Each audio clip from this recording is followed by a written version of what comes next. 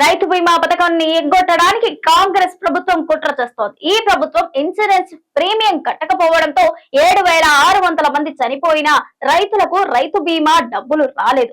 గత ప్రభుత్వం తీసుకొచ్చిన పథకాలను కనుమరుగు చేయాలని చూస్తే ప్రజలు ఈ కాంగ్రెస్ నాయకులను కనుమరుగు చేస్తారు, జాగ్రత్త అంటూ మాజీ మంత్రి జీవన్ రెడ్డి అన్నారు.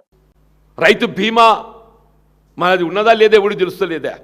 ఇది ఒక కొత్త పత్రికల్లో చూస్తే ఏదైతుందో దాదాపు 7,000 పైచీలకు 7,600 రైతాంగం ఏదైతుందో వాళ్ళ వివిధ అనారోగ్యంతో ప్రమాదాలతో అసూలు బాస్తే వాళ్ళకి ఇన్సూరెన్స్ కంపెనీకి చెల్లించాల్సినటువంటి ఆ బీమా ప్రీమియం చెల్లించలేక వాళ్ళు ఏదైతుందో ఆ ప్రభుత్వంకి వెళ్ళి పొందే సహాయం పొందలేకపోతున్నారంటే ప్రభుత్వం యొక్క ఆలోచన విధానం ఏ విధంగా ఉందో మనకు తెలిసి వస్తుంది చెప్పండి.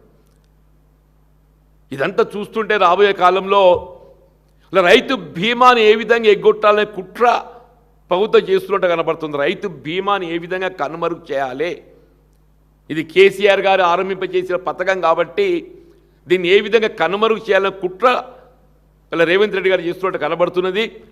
దయచేసి ఇంకా మెరుగైన రీతిలో మీరు కార్యక్రమాలు అమలు చేయాలని తలంచాలి, కానీ గతంలో అమలు చేయబడ్డ కార్యక్రమాలను కనుమరుగు చేయాలని చెప్పని మీరు ఆలోచిస్తే వీళ్ళు మిమ్మల్ని కనుమరుగు చేసే దినం వస్తుందని చెప్పి అంటున్నాను.